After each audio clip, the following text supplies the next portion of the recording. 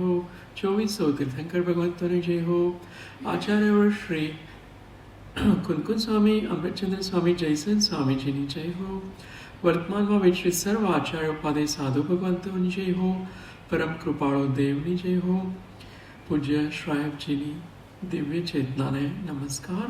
આપ સર્વમાં રહેલા શુદ્ધ આત્મતત્વને દ્રવ્ય દ્રષ્ટિથી નમસ્કાર. જય જય.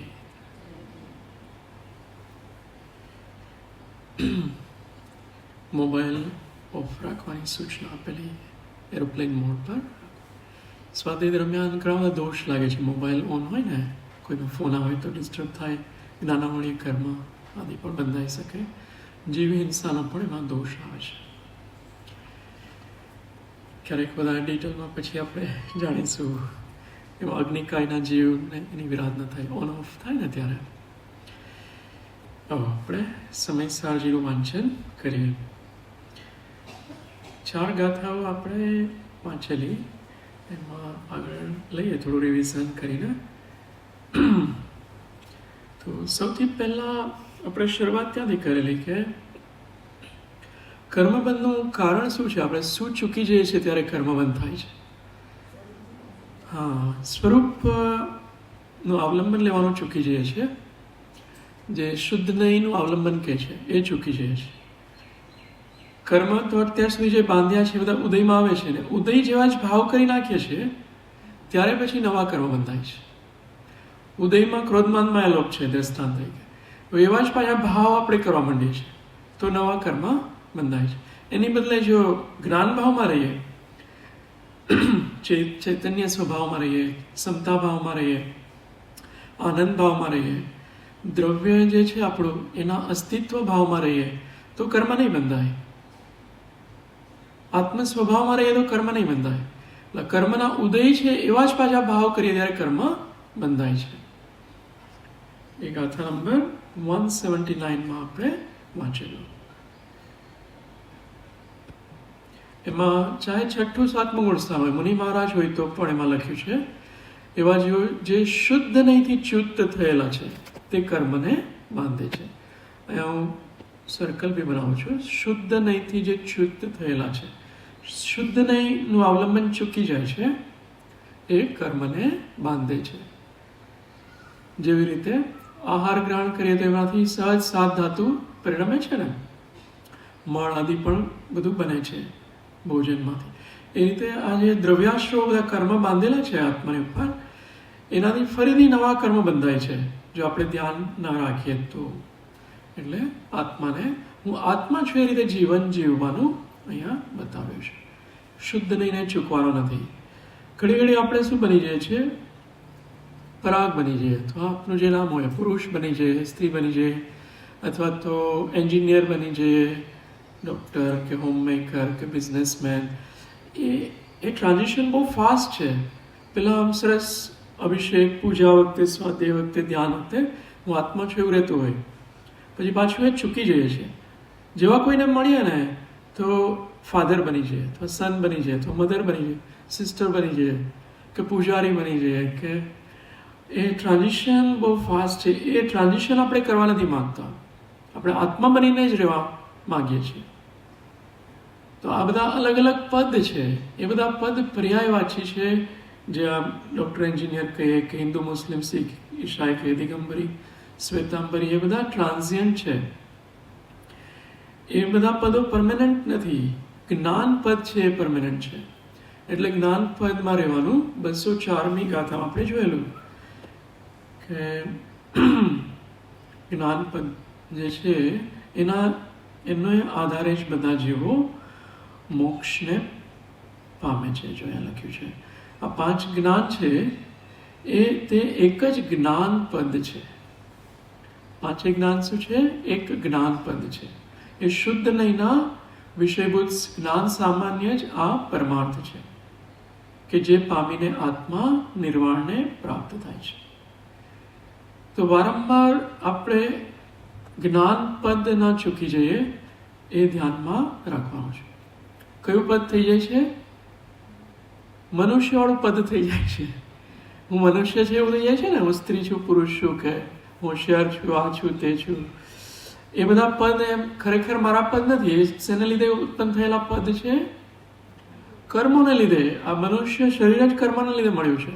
તો બીજા આપણે પતિ પત્ની હોય કે દીકરો પુત્ર માતા બહેન ભાઈ, બધા કર્મના સંબંધોવાળા પદો છે. તો જ્ઞાન પદમાં ટકી રહેવાનું છે.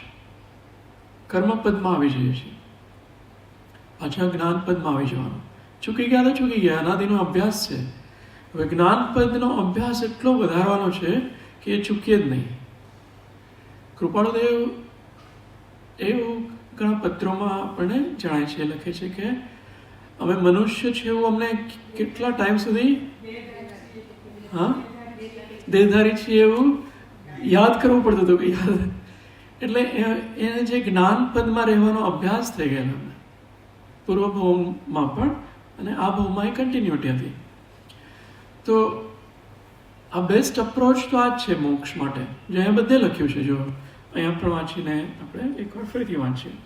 અહીંયા શું કહે છે કે કર્મના ક્ષયોક્ષમ અનુસાર જ્ઞાનમાં જે ભેદ થાય છે તે કંઈ જ્ઞાન સામાન્ય અને અજ્ઞાન રૂપ નથી કરતા. આપણે આ જોયું, પેલું જોયું, ઓલું જોયું, એ બધા ક્ષયોક્ષમથી અલગ અલગ જણાય છે. એ જ્ઞાન જ છે. એ જ્ઞાન જણાય છે, એ જ્ઞાન સામાન્ય છે. એને એ અજ્ઞાન નથી થઈ જતા, એનાથી ઉલટા જ્ઞાનને પ્રગટ કરે છે. માટે ભેદોને ગૌણ કરી જ્ઞાન સામાન્યનું અવલંબન લઈ આત્માનું ધ્યાન ધરવું, તેનાથી સર્વ સિદ્ધિ થાય છે. એ જ્ઞાન સામાન્ય એ જ હું છું. આપણે ઓલા બધા ભેદ પ્રભેદ થઈ જાય છે ને, ઓ આ કેટલું સરસ છે, અહીંયા તો ઠંડી સરસ વેધર છે, આ જમવાનું સરસ છે. એ બધા જ્ઞાનના અલગ અલગ ભેદ છે, વિશેષ છે. વિશેષમાંથી જે જ્ઞાન સામાન્ય છે ત્યાં આવવાનું છે. અલગ અલગ ભેદ છે ને, એમાં આપણે અટકી જઈએ છીએ, એમાં તન્મય થઈ જઈએ છીએ. પણ એમાં જે જાણનારો છે એને ભૂલી જઈએ છીએ. એ જાણનારો તે હું છું. વારંવાર ત્યાં દ્રષ્ટિ કરવાનું કહે છે. બધી જ્ઞાનની તરંગો ઉછળે છે એ જ્ઞાન ગુણમાંથી જ ઉછળે છે. જેમ સમુદ્રમાંથી તરંગો ઉછળે છે એ સમુદ્રની જ છે, એમ જ્ઞાનની જ આ બધી તરંગો છે.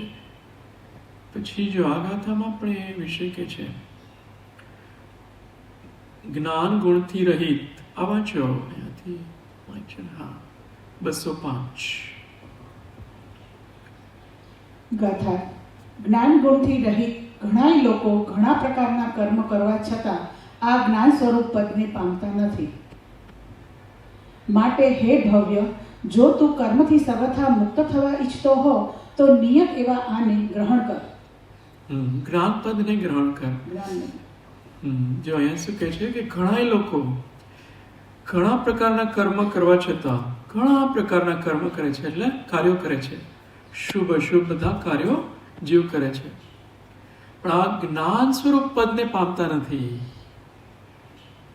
એટલે એને મોક્ષની સિદ્ધિ થતી નથી.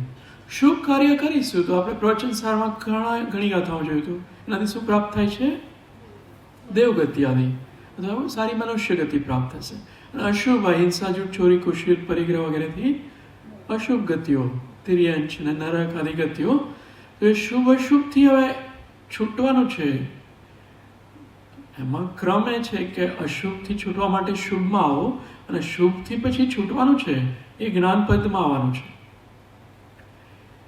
હવે જ્ઞાનપદમાં રહેવાતું નથી તો અશુભથી બચવા માટે આપણે શુભનો આધાર લયા કરીએ છીએ, એ લેવાનો છે અશુભથી બચવા માટે. પણ જ્ઞાનપદ એ બેસ્ટ ઓપ્શન છે. એ સૌથી સારામાં સારું કરવા જેવું શું છે? જ્ઞાનપદમાં રહેવાનું. કારણ કે એ આત્માનો મૂળ સ્વભાવ એ છે.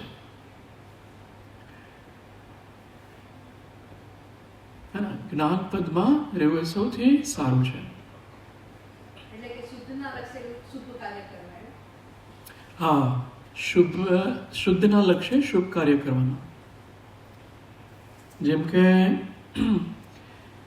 એક સરસ હમણાં ચિંતન આવેલું કે આપણે પૂજા અહીંયા કરીએ છીએ 9 o'clock to 9:40 લગભગ સુધી પૂજા કરીએ તો શુભ પ્રવૃત્તિ છે, બરાબર? તો ત્યારે શુભ ભાવો ચાલી રહ્યા છે. એ દરમિયાન ક્યારેક ક્યારેક ફ્લેશિસ આવશે કે હું આત્મા છું, જેવો કૃપાળુદેવનો આત્મા છે એવો મારો આત્મા છે, અથવા મહાવીર સ્વામી ભગવાનનો આત્મા છે એવો મારો આત્મા છે. એ ફ્લેશિસ આવશે પૂજા દરમિયાન. તો એ શુદ્ધ તરફ આપણું લક્ષ્ય જાય છે. તો શુભવાળું ચાલી રહ્યું છે 40 મિનિટ, એમાં શુદ્ધનું લક્ષ્ય કે અમારો આત્મા આવો શુદ્ધ છે. અને આ 40 મિનિટની બદલે 3 કલાક પૂજા કરવી જોઈએ. જસ્ટ મારા વિચાર છે. 3 કલાક કરીએ ને પૂજા, અથવા એને વિધાન પૂજા આપણે કહીએ છીએ, અથવા શિબિર છે એમાં 3 કલાક એટ એ સ્ટ્રેચ તો શું થાય છે કે એ જે શુભ ભાવ છે ને એને લીધે કશાય બધા મંદ થઈ જાય છે. તો આજે 70 કોડાકોડીમાં જે બધા નિષેકોમાં અનુભાગ છે ને એ અનુભાગનું સંક્રમણ થઈને ઓછો થતો જાય છે એ પૂજા દરમિયાન 3 કલાક. પહેલી 15 મિનિટમાં થોડો ઇમ્પેક્ટ આવશે, બીજી 15 મિનિટમાં એનાથી વધારે અનુભાગ ઓછો થશે, ત્રીજી 15 મિનિટમાં એ રીતે 2 કલાક થશે તો વધારે અનુભાગ કર્મનો ઓછો થશે. તો કર્મની શક્તિ ઓછી થવાથી પછી શુદ્ધમાં જવું બહુ સહેલું પડે છે. આ કર્મ છે ને એ બહાર ચિત્તને ભટકાવે છે બધા અશુભમાં અથવા ગ્રહસ્થીવાળા સંસારવાળા કાર્યોમાં. તો એ અનુભાગ 3 કલાકમાં એટલો ઓછો થઈ જશે, પછી તમે ધ્યાન કરશો ને તો એ ધ્યાન અલગ લેવલનું થશે. તો આ અનુષ્ઠાનો જે છે એ વધારે સમયવાળા કરવાનો. આપણે અત્યારે એકચ્યુઅલી સાહેબજી આ રીતે જ નિત્યક્રમ ગોઠવેલો પણ છે, કન્ટિન્યુઅસ આ ચાલે જ છે ને, 9 વાગ્યાથી લગભગ 11:30 12 વાગ્યા સુધી. એટલે એ શુભવાળું તો ચાલી જ રહ્યું છે. એમાં આપણું મશીન ફેરવાનું છે શુદ્ધ તરફ જવામાં. વારંવાર આપણે આપણા આત્મા તરફ ડોક્યું કરવાનું છે કે આ હું છું એ ચૈતન્ય સ્વરૂપી આત્મા છું, મારું અસ્તિત્વ છે ચેતનાવાળું છે, અનાદિકાળથી છે, અનંતકાળ સુધી રહેશે એવું મારું સ્વરૂપ છે જેનો કોઈ દિવસ નાશ થતો. વારંવાર એ અસ્તિત્વ તરફ ઉપયોગને લઈ જવાનું. પછી શું થશે કે ક્રોધમાન માયા બહુ જ પાતળા થઈ જશે. કોઈ પણ વ્યક્તિ સાથે વાતચીત કરીએ તો એ આત્મા બનીને કરીએ તો એની સાથે ક્રોધ જ નહીં થાય, ક્રોધવાળો ભાવ જતો રહેશે. તમે આત્મા બનીને રહો અને ક્રોધ કરીને બતાવો, બે વસ્તુ સાથે ક્યારેય નહીં રહે. આત્મા રૂપે નથી રહ્યા ત્યારે જ ક્રોધ થઈ શકશે, માન થઈ શકશે, માયા કે લોભ, હાસ્ય, રતિ, અરતિ, શોક, ભય, જુગુપ્સા કે વેદવાળા સ્ત્રી વેદાદિ પરિણામો આત્મા રૂપે જ્યારે નથી ત્યારે બનશે. જ્ઞાન પદમાં રહેશો ત્યારે કશાયવાળા પરિણામ નહીં બની શકે. બંને એક મ્યાનમાં 2 તલવાર નથી રહી શકતી. એટલા માટે જ્ઞાન પદમાં રહેવાની આ ગાથા આપી છે. થોડું ક્લિયર થાય છે ને?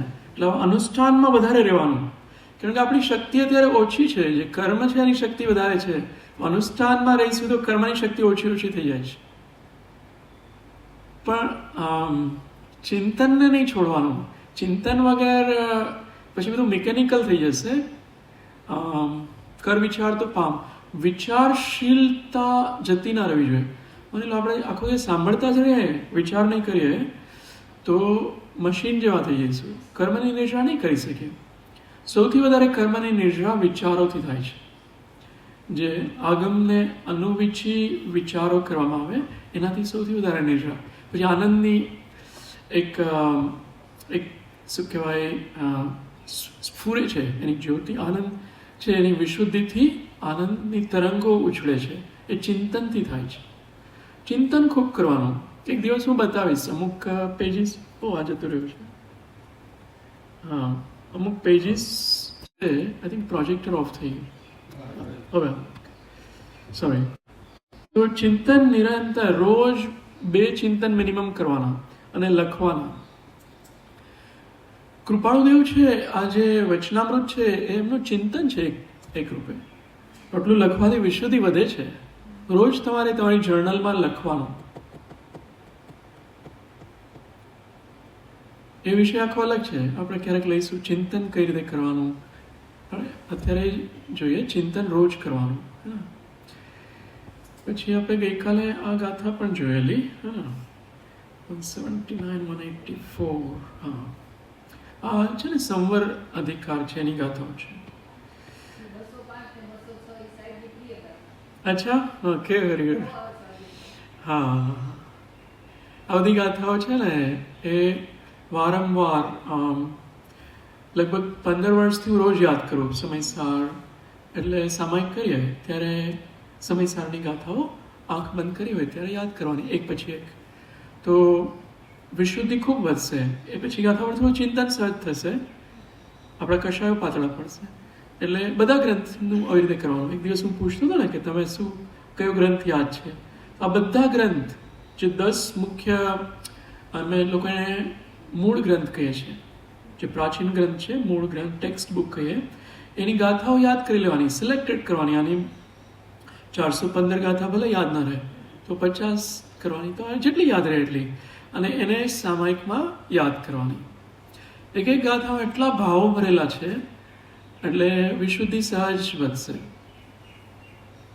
પ્રવચન સાર યાદ કરવાનું, ઇષ્ટોપદેશ, સમાધિ તંત્ર, દ્રવ્ય સંગ્રહ, है ना, समय सार, प्रवचन सार, नियम सार, पंचास्तिकाय, हाजी, आत्मानु शासन, गोमट सार, जीवकांड, कर्म, એ બધાની ગાથાઓ યાદ કરવાની. અલગ અલગ સામાયિકમાં અલગ અલગ ગ્રંથ યાદ કરવાનું. હાજી. બેન તરલાબેન કહ્યું પ્રમાણે પૂજ્ય સાહેબજીને આ ગાથા બહુ પ્રિય હતી અને 206. હા. આમાં જ તું પ્રીતિવંત બન, આમાં જ તું સંતુષ્ટ તું, આમાં જ તું તૃપ્ત થા, સુખ તને અહો ઉત્તમ થશે. એ પણ સાહેબ આ બધી આઈ થિંક સાહેબજીએ પણ બધી ગાથાઓ યાદ કરી હશે. મોડે આખું સમયસાર મોડે હતું કે કળશો ઘણા મોડે કળશો. બોલતા હતા અને ઓકે. અભ્યાસ બહુ હતો. પ્રવચન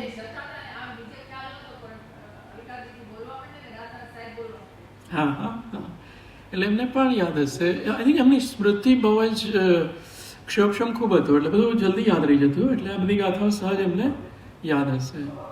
હાજી, એમને માઇક મીનાબેનને જો આ સાહેબજી વાળી ગાથા અહીંયા છે 206 ગ્રીનમાં છે. આ ગાથા આ પણ બધાએ યાદ કરવાની. તો મારે તો કેવું થયેલું, મને ત્યારે સાહેબજી ત્યારે નહોતા મળ્યા, હું અમેરિકા હતો, તો જે ગાથા એકદમ સ્ટ્રાઇક થાય ને વિશુદ્ધિ વધે એ બધી મેં સિલેક્ટ કરી લીધેલી અને એ યાદ રાખેલી. એટલે કોઈએ કહ્યું નહોતું કે આ ગાથા યાદ. એટલે આ સમયસારજી આપ વાંચો ને તો ખ્યાલ આવી જશે કે આ બહુ જ ઇમ્પેક્ટફુલ ગાથા છે. પછી એ સિલેક્ટ કરી લેવાની, એ યાદ કરવાની. આમાં શું કહે છે આ ગાથામાં કે આમાં સદા પ્રીતિવંત બન. શેમાં? જ્ઞાનપદમાં. આ મનુષ્ય પદ કે હું હોશિયાર છું કે હું પૈસાદાર છું કે રૂપાળો છું કે કાળો દોડ, એ બધામાં પ્રીતિવંત નહીં બન. જ્ઞાનપદ એ હું છું એમાં પ્રીતિવંત બન. એમાં તું સંતુષ્ટ થા અને એમાં જ તું તૃપ્ત થઈ જા. તુજને સુખ હો ઉત્તમ થશે. જ્ઞાનપદમાં જ પ્રીતિવંત બનવાનું છે. સામાન્ય રીતે લોકો પ્રીતિવંત શેમાં બનતા હોય છે? ભાઈ વસ્તુ. આપે કહ્યું હતું ઇલાબેને કે આ મોબાઈલ દ્રષ્ટાંત તરીકે લે, એમાં પ્રીતિવંત. પ્રીતિ છે એટલે ત્યાં ઉપયોગ જાય છે ને, છે તો પૂતગલનું એક મશીન.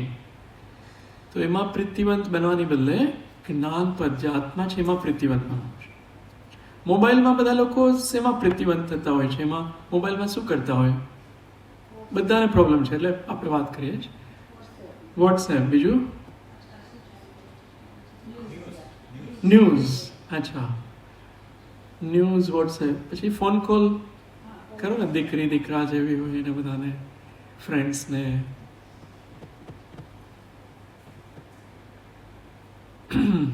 સામાયિકમાં એ લેવાનું. ગઈકાલે જે 4 સ્ટેપ બતાવ્યા ને કે મોબાઈલનો વધારે ઉપયોગ કરવો ખોટો છે, ત્યાંથી શરૂઆત કરીએ. સાવ ત્યાગ થઈ જશે એ સ્ટેપ પછી આવશે, સાધુ બની જઈશું ત્યારે. પણ મોબાઈલનો વધારે ઉપયોગ કરવો ખોટો છે. શા માટે ખોટો છે એમાં બધા રીઝન્સ બતાવવાના. તમે કહ્યું ન્યૂઝ, તો ન્યૂઝથી આત્માને શું ફાયદો થવાનો? એ જે વ્યક્તિઓનું જે થઈ ગયું હોય તો એના ઉદયો પ્રમાણે થવાનું છે. એમાં આપણે આપણું મન ચિત્ત શું કામે બગાડીએ એવું ચિંતન કરવાનું. આપણો સમય શું કામ પડે? એટલો સમય આપણે આવશ્યક કરીએ તો કેટલો આનંદ થાય. સામાયિક કરીએ, ચિંતન કરીએ, ધ્યાન કરીએ, જાપ કરીએ, માળા કરીએ તો વધારે કર્મોની નિર્જરા થશે. એવું બધું ચિંતન, હજારો પ્રકારના ચિંતન લઈને એને ફોન પ્રત્યેનો રાગ ટાળવાનો કે ન્યૂઝ નહીં, વોટ્સએપ નહીં.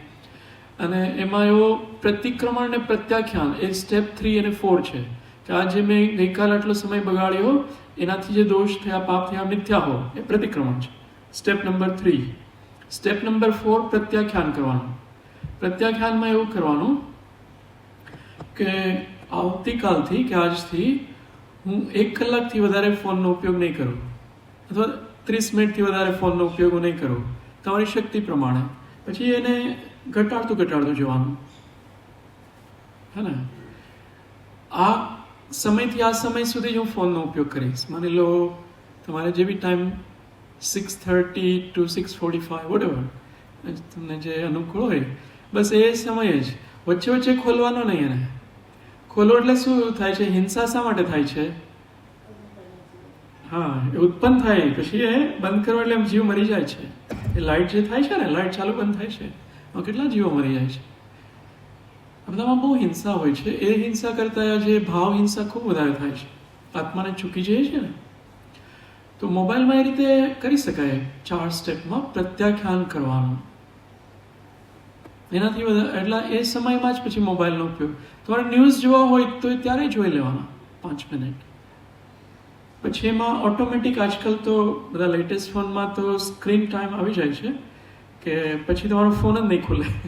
તમે 15 મિનિટ સેટ કરો ને, પછી તમારે પાસવર્ડથી લોક થઈ જાય, પછી ઘડી લોક થઈ જાય દરેક 10 સેકન્ડે. હવે આ બધા ફીચર્સ હોય છે એમાં કે આટલો સ્ક્રીન ટાઈમ મારે રાખવો છે, તો પછી એનાથી વધારે એની મેળે જ બંધ થઈ જશે. એવી રીતે બધામાં તમારે ઘણા બીજા ગેજેટ્સ વાપરતા હોય એમાં. પણ આ બધું કેવું કે ખાલી વ્રત લેવા માટે, નિયમ લેવા માટે લીધો તો એ કાર્ય નહીં થાય. આમાં પ્રીતિ થશે ને તો ઓલું છૂટશે, અને એમાં દોષ દેખાશે તો એ છૂટશે. મોબાઈલમાં હજારો જેટલા દોષ દેખાશે ને કર્મબંધના કારણ દેખાશે અને દુઃખના કારણ દેખાશે તો મોબાઈલ છૂટશે, નહીં તો નહીં છૂટે. એમાં હે બુદ્ધિ આવશે અંદરથી, કોઈ કે એટલા માટે નહીં, અંદરથી હે બુદ્ધિ આવશે ત્યારે એ મોબાઈલ છૂટશે.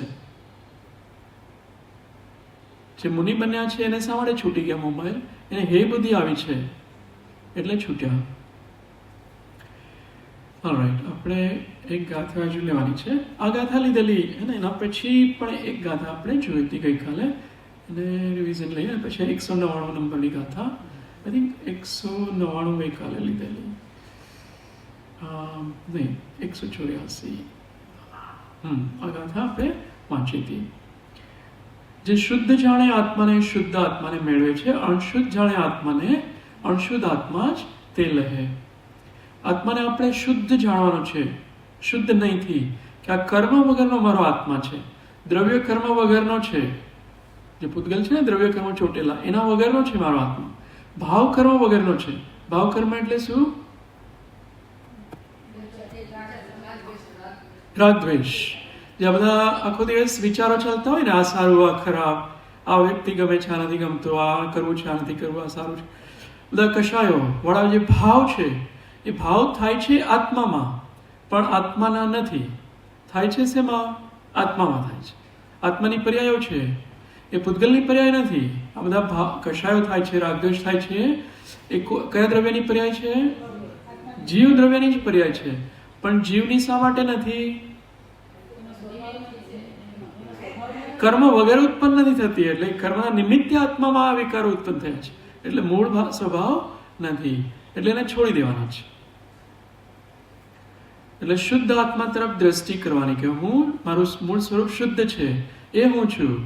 અસ્તિત્વ મારું છે, શુદ્ધ છે, કર્મ વગરનું છે, શરીર વગરનું છે, સ્ત્રી પુત્ર પરિવાર વગરનું છે, ધન પૈસા વગરનું છે.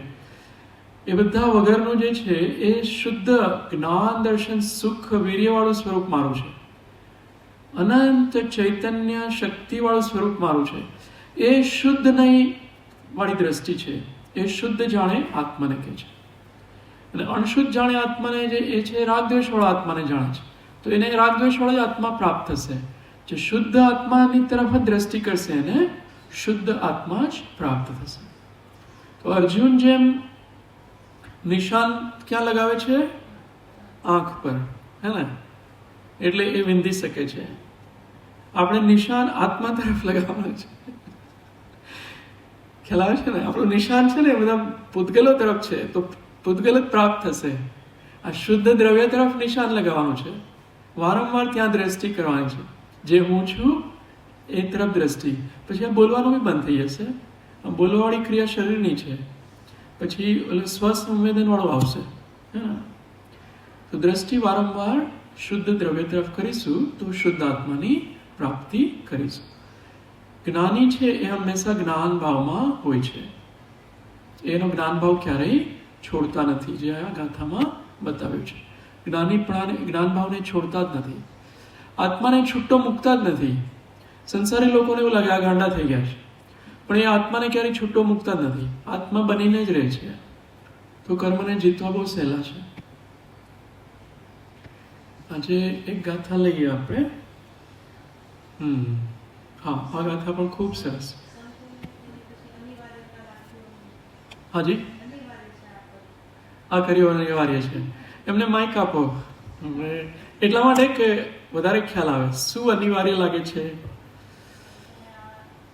ચાલો. હા, જ્ઞાનમાં રહેવું, સંતોને જ્ઞાનમાં રહેવું એકદમ અનિવાર્ય લાગતું હોય તો બીજામાંથી છૂટી હા, હા. રહેતા હોય. અને આપણને નથી લાગતું હજુ? હા, આપણને એટલું નથી લાગતું તો જ બીજામાં જઈએ. બીજું અનિવાર્ય લાગતું હશે ને? ના, બીજું એ ટાઈમ પાસ કે જે અનિવાર્ય આ જ કરવું, આ જ હોવું જોઈએ, આ જ કરવા જેવું છે અને આ જ કરવું એવું હજી અંદર એટલું હા, એટલો વૈરાગ્ય વાળું નથી ચાલતું. તો એ જ્ઞાન અને વૈરાગ્ય બે જોઈએ. તો આપનો પ્રશ્ન છે એ બહુ સરસ છે કે અનંત ભવો દેખાવા જોઈએ કે જો નરકમાં બી આટલા દુઃખ ભોગવીને હું આવ્યો છું, તિર્યંશમાં આટલા દુઃખ ભોગવ્યા છે, કેટલી માતાઓના ગર્ભમાં હું જન્મ્યો છું, આટલી નાની જગ્યામાં 9 માસ સુધી હું રહ્યો છું, અને કેટલી અસુચિવાળું એ સ્થાન છે. ત્યાં આપણને હવે અત્યારે કોઈ કહે કે ત્યાં જન્મ લો, આપણે ગમશે? કોઈ તૈયાર નહીં થાય કે કોઈ માતાના કુખમાં મારે જન્મ લેવો છે. ફરીથી લેવાનો થશે ને એટલે અનિવાર્ય લાગવું જોઈએ ને, નહીં તો ફરીથી લેવાનો થશે. મનુષ્ય વાળું તો જવા દો, તિર્યંશ વાળી જે તિર્યંશણી છે એના કુખમાં પણ અથવા એના પેટમાં જન્મ લેવાનો થશે. હંમેશા કંઈ મનુષ્ય ભાવ મળે એવું થોડું જરૂરી છે. મનુષ્ય ભાવની લિમિટ છે, આટલા ટાઈમ સુધી તમે મોક્ષ ન પહોંચો તો પછી એ તમને એ તિર્યંશમાં લઈ જાય છે ઓટોમેટિક. એ 20 ખોડાખોડી સાગરનો પમનો ત્રસનો કાળ છે, પછી સ્થાવરમાં લઈ જશે. એટલે મોક્ષ અનિવાર્ય છે એ પ્રાપ્ત કરવું જ્ઞાન પદ, નહીં તો પાછા ભટકીશું 84 લાખ યોનિઓમાં. આ કીડીને આત્મજ્ઞાન કરવું હોય તો કરી શકે? એને ખબર જ નથી ને હું કીડી છું એવું, એને કંઈ ખબર નથી કે હું આ તિર્યંશ ભાવનો છું, કે હું ખરેખર આત્મા છું, પણ આ શરીર મને મળ્યું છે. એટલે આવા ભાવમાં જાઓ છો એ અસંખ્યાત ભાવો સુધી ભટકવાનું જ છે. કોઈ એવું કંઈક મિરેકલ થાય ત્યારે એમાંથી પછી મનુષ્ય સુધી પહોંચી શકાય કે દેવ સુધી પહોંચી શકાય. એટલે અનિવાર્ય લાગવું જોઈએ, વૈરાગ્ય આવવું જોઈએ. એના માટે 12 ભાવનાઓ નિરંતર ભાવવાની, જે વૈરાગ્ય ભાવનાઓ છે. કેટલા લોકો રોજ 12 ભાવના ભાવે છે? ભાવો છે ને? 2-3 જણા ભાવે છે. વૈરાગ્ય ભાવના રોજ ભાવવાની. ખાલી આ જ્ઞાનનું કથન છે, જ્ઞાન ભાવમાં રહેવાનું. વૈરાગ્ય વગર જ્ઞાન ભાવમાં રહેવાનું ટકી નહીં શકે, સસ્ટેનેબલ નથી, રિટેન નહીં થઈ શકે. થોડી વાર રહેશો 10-15 મિનિટ, પછી વૈરાગ્ય નહીં હોય તો પાછા 12માં આકર્ષાઈ જશે, આકર્ષણ થશે 12માં. વૈરાગ્ય એટલો હોવો જોઈએ કે એક ક્ષણ પણ મારે પ્રમાદ નથી કરવાની, તો ફરીથી આટલા બધા ભવોમાં ભટકવાનું.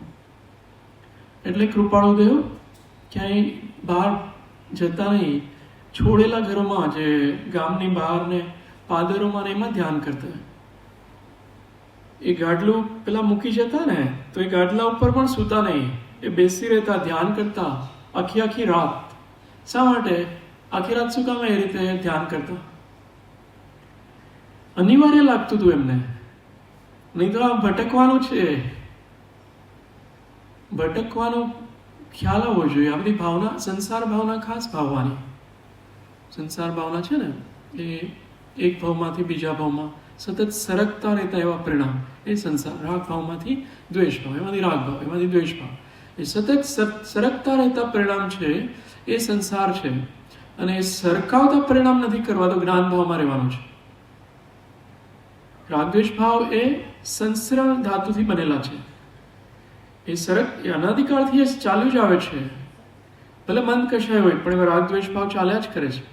ખ્યાલ આવે ને? મન કશાયમાં રાગદ્વેષ ભાવ છે. જ્ઞાન ભાવમાં રહેવાનું છે, એમાં રાગદ્વેષ ભાવ નથી.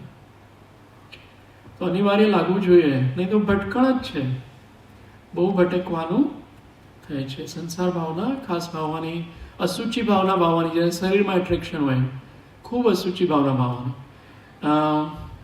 બહુ કનેક્શન હોય છે ને એને અનિત્ય અશરણ ભાવના ભાવવાની, બધા લોકો સાથે બહુ નેટવર્કિંગ વાળું હોય એને અન્યત્વ ભાવના પણ ભાવવાની, આશ્રય ભાવના ભાવવાની. તો જ્યારે જે પ્રોબ્લેમ આવે ને એને રિલેવન્ટ ભાવના ભાવવાની. ઓકે, આ એક ગાથા વાંચીએ, 10-20 થઈ ગઈ છે. પુગલ કમ્મમ રાગો તસ્સ વિવાગો દોહવદી એસો રદુ એ સમજ્જ ભાવો જાણગ ભાવો અહમ મેકો. બધા સાથે આ હાથ જોડીને એટલા માટે આપણે ગાથા બોલીએ છીએ કે કુંદકુંદાચાર્યનો એક વિનય છે જે 2000 વર્ષ પહેલા આપણા માટે આટલો ઉપકાર કરીને આ ગ્રંથ આપણને આપણા માટે લખ્યો છે, આપણા કલ્યાણ. આના વગર આપણું કેટલા મુનિ મહારાજે લખ્યું છે કે અમે દીક્ષા પણ ના લઈ શકત આ ગ્રંથ ના મળ્યો હતો. પોગલ કમ્મમ રાગો તસ્સ વિવાગો દોહવદી એસો રદુ એ સમજ્જ ભાવો જાણગ ભાવો અહમ મેકો. અહીંથી વાંચો. પુદગલ કરમ રૂપ રાગનો જ વિપાકરૂપ છે ઉદય આ છે નહીં મુજ ભાવ નિશ્ચય એક જ્ઞાયક ભાવ છું. ગાથા. રાગ પુદ્ગલ કર્મ છે, તેનો વિપાકરૂપ ઉદય આ છે. આ મારો ભાવ છે, આ મારો ભાવ નથી. હું તો નિશ્ચયથી એક જ્ઞાયક ભાવ છું.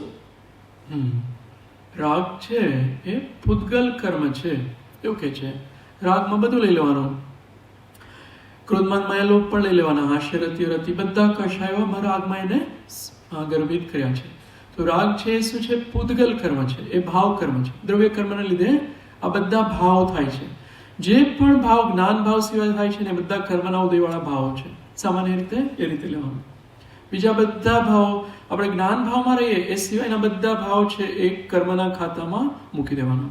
અને એ ભાવ આ મારો ભાવ નથી, આ નિશ્ચય નહીંથી લખ્યું છે.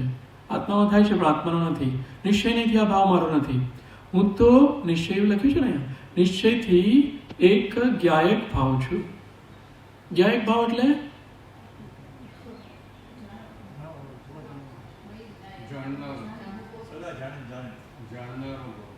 જાણનારો ભાવ. જ્ઞાયક ભાવની પરિભાષા આપીને નથી અપ્રમત્ત કે પ્રમત્ત નથી. જે જ્ઞાયક ભાવ છે, જ્ઞાયક ભાવ છે ને પ્રમત્ત નથી, અપ્રમત્ત પણ નથી, એવો જ્ઞાયક ભાવ છે. તે રૂપ શું કે છે? નથી અપ્રમત્ત કે પ્રમત્ત નથી. જે જ્ઞાયક ભાવ તે રૂપ કથાય છે, જે જ્ઞાત છે તે તો તે જ છે. હા, તો જે મોહ રાગ દ્વેષ વગરનો જે ભાવ છે ને એ જ્ઞાયક ભાવ છે. અને અહીંયા એ જ અનુસંધાનમાં લખ્યું છે. રાગવાળો ભાવ છે એ જ્ઞાયક ભાવ નથી. એટલે રાગનો એક મોટો એક રાફડો છે, નાગના રાફડા હોય ને એટલો મોટો છે. રાગનો પરિવાર બહુ મોટો છે. એ બધા ભાવ છે એ બધા જ્ઞાયક ભાવ નથી. જ્ઞાયક ભાવ છે એ આત્માનો જે વિશુદ્ધ ભાવ છે. રાગ દ્વેષ વગરનો ભાવ છે, મોહ ક્ષોભ વગરનો ભાવ છે. જ્ઞાન ભાવ છે એ પણ લઈ શકાય, પણ આત્માનો જે શુદ્ધ ભાવ છે ને, જે ચેતના કહીએ, એ પણ જ્ઞાયક ભાવ રૂપે લઈ શકો. સમતા ભાવને પણ જ્ઞાયક ભાવ રૂપે લઈ શકો, જેમાં કોઈ રાગદ્વેષ નથી. એ મોહ ક્ષોભ વગરનો ભાવ છે સમતા ભાવ, એ પણ જ્ઞાયક ભાવ છે. શુદ્ધ ભાવ છે, શાંત ભાવ છે, જેમાં કોઈ ઈચ્છા નથી, કોઈ આકુળતા નથી, એવી જે ચેતના છે એ પણ જ્ઞાયક ભાવ છે. ટીકા વાંચીએ. ટીકા. ખરેખર રાગ નામનો પુદ્ગલ કર્મ છે. તેના ઉદયના વિપાકથી ઉત્પન્ન થયેલો આ રાગરૂપ ભાવ છે, મારો સ્વભાવ નથી. હું તો આ પ્રત્યક્ષ અનુભવ ગોચર ટંકોત્કીર્ણ એક જ્ઞાયક ભાવ છું. આ રીતે સમ્યક દ્રષ્ટિ વિશેષપણે સ્વને અને પરને જાણે છે. વળી આ જ પ્રમાણે રાગપદ બદલીને તેની જગ્યાએ દ્વેષ, મોહ, ક્રોધ, માન, માયા, લોભ, કર્મ, ન કર્મ, મન, વચન, કાયા, ક્ષોત્ર, ચક્ષુ, ઘ્રાણ, રસન અને સ્પર્શન એ શબ્દો મૂકી 16 સૂત્રો વ્યાખ્યાન રૂપ કહેવા અને આ ઉપદેશથી બીજા પણ વિચારવા. અહીંયા એ રીતે વાંચવાનું કહે છે, પુદ્ગલ કરમ રૂપ દ્વેષ, શું કહેશું, પુદ્ગલ કરમ રૂપ દ્વેષ નો જ વિપાક રૂપ છે ઉદય આ છે નહીં મુજ ભાવ નિશ્ચય એક જ્ઞાયક ભાવ છું. પુદ્ગલ કરમ રૂપ મોહ, પુદ્ગલ કરમ રૂપ ક્રોધ નો, એ રીતે બધું 16 વાર બોલવાનું મિનિમમ.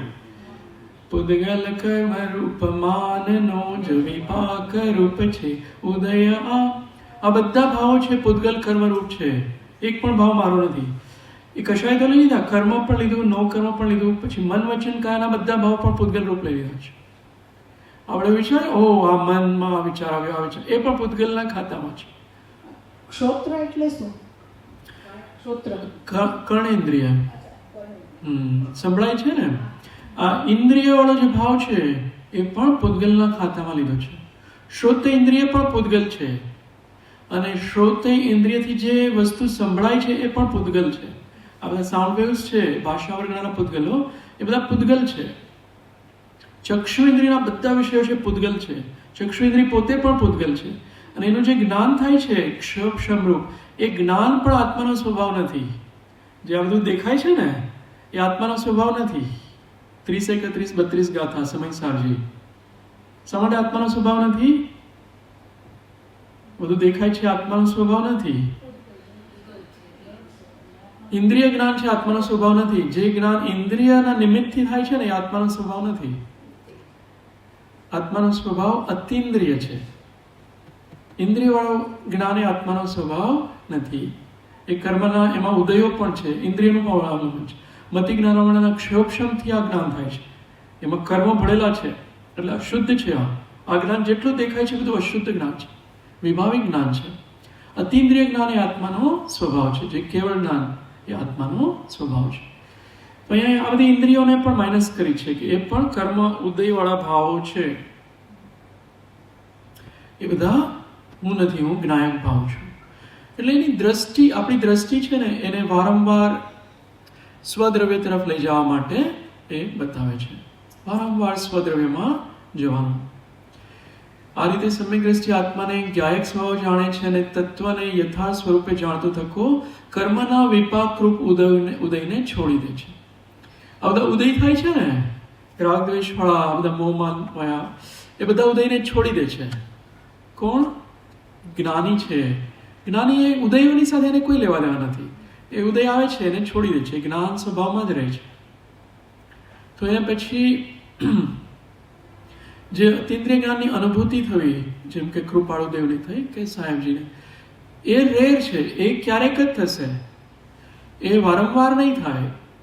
એટલે એની આશાએ આમ અટકી નથી જવાનું. આપણું કાર્ય શું છે? કારણ ને કાર્ય હોય ને, તો કારણ રૂપે આપણે જ્ઞાન સ્વભાવમાં રહેવાનું, એ કારણ છે. તો પછી અતિન્દ્રિય જે અનુભૂતિ છે, આત્માની અનુભૂતિ, એનું વેદન થશે. એક આપણું રહેવાનું કાર્ય ખાલી જ્ઞાન સ્વભાવમાં છે. ઓલો જે ડેસ્ટિનેશન છે એમાં વારંવાર ઈચ્છા નહીં કરવાની. જ્ઞાન સ્વભાવમાં રહીશું તો એ સહજ પ્રગટ થશે. કારણમાં રહેવાનું છે. રાગદ્વેષને છોડવાનું છે, એ કારણ છે.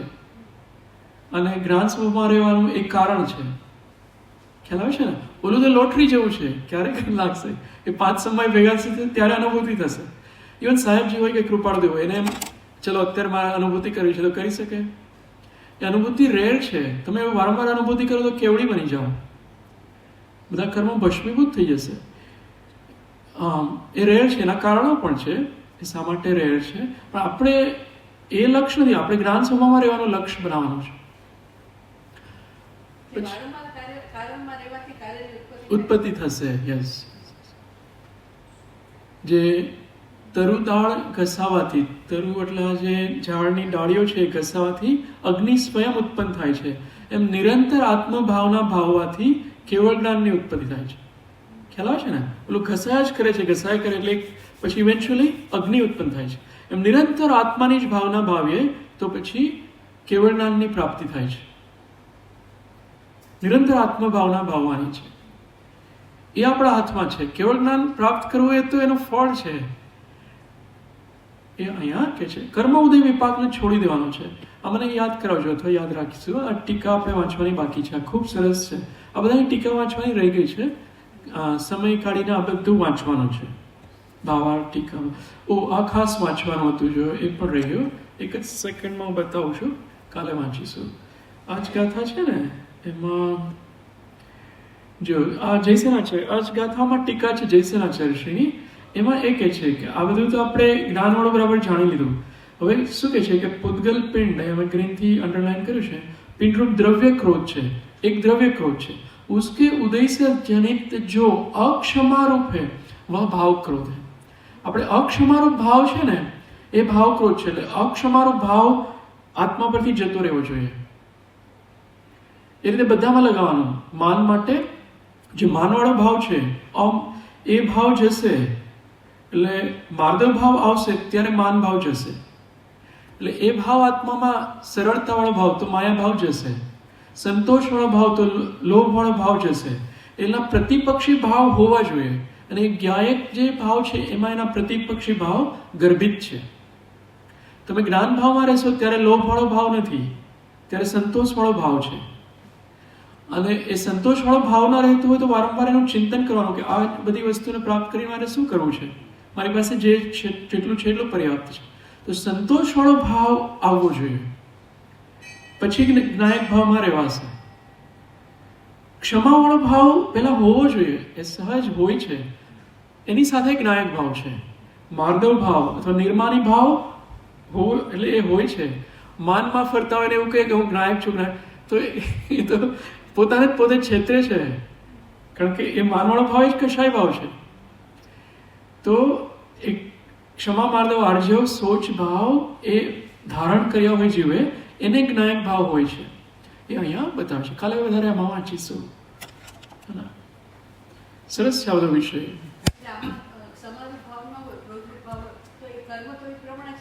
કર્મનો બંધ પણ ચાલુ છે, ઉદય ઉદયણા પણ ચાલુ છે, અને બંધ પણ એ ક્રોધ ભાવને લીધે થઈ રહ્યો છે. એટલે ક્રોધ ભાવનો અભાવ થાય તો જ નવા કર્મ નહીં બંધાય. ક્રોધાદિ ભાવ એનો અભાવ થવો જોઈએ. કોઈ પણ જીવ પ્રત્યે માનેલો તમને ક્રોધ ભાવ છે ને, તો નિરંતર તમે કર્મ બાંધો છો. ભલે એને અત્યારે મળ્યા પણ નથી, એ તો ક્યાંનો ક્યાં છે. અંદરમાં જો ક્રોધ ભાવ છે તો કર્મ બંધાઈ રહ્યા છે. અનંતાનું બંધ એ મળશે ને ત્યારે ફરીથી ક્રોધ ભાવ ઉત્પન્ન થાય છે ને, એ બતાવે છે કે વાસનામાં જો ક્રોધ હતો એ મળે છે ત્યારે પાછું એ રિફ્લેક્ટ થાય છે. અગર ક્રોધ જ નહીં હોય તો એ મળશે ત્યારે ક્રોધ ભાવ ઉત્પન્ન જ નહીં થાય. અમુક વસ્તુઓ પ્રત્યે લોભ ભાવ છે તો એ મળે એટલે આવું પ્રાપ્ત કરી, હજુ લોભ ભાવ પડેલો છે, એનો સનિકર્ષ થાય ત્યારે એનો ઉદય થાય છે. પણ એ અંતરંગમાં એ લોભ ભાવ છે, લબ્ધિરૂપ કે એ લોભ ભાવને લીધે કર્મ બંધાશે. એ લોભ ભાવ મૂળમાંથી જતો રહેવો જોઈએ, નહીં તો કર્મ બંધાયા જ કરશે. એટલે આપણે હજુ આ બધા ભાવ પડ્યા છે એ રીતે માનીને ચાલવાનું. પડ્યા જ છે, નહીં તો છઠ્ઠું સાતમું મૂળ સ્થાન હોય, ખાલી સંજ્ઞાન લોભ હોય. પણ આ બધા ભાવો હજુ પડ્યા છે, એને ધીમે ધીમે કાઢવાના છે. હા, એટલે આજનું જે સુવાક્ય હતું ને કે દીર્ઘકાળ સુધી આ સાધના કરવી પડશે. એક ભાવનું આ કાર્ય નથી, દીર્ઘકાળનું કાર્ય છે. આ બધા કર્મોને નો ક્ષય કરવો એ બહુ લાંબો સમય લાગશે.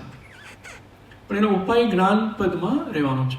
વારંવાર જ્ઞાનપદનું અવલંબન લેવાનું. અંત મંગલ.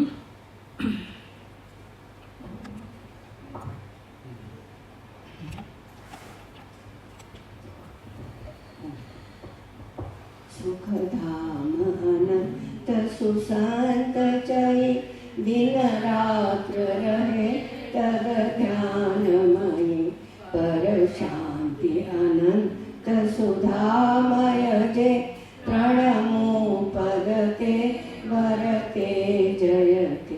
હો પ્રણમો પદતે વરતે જયતે.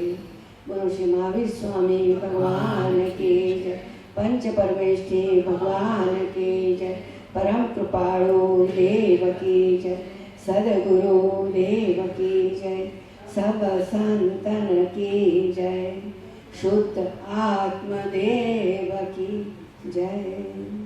કાયોત્સક. ઓમ કાયોત્સક 3 વાર નમોકાર મંત્ર.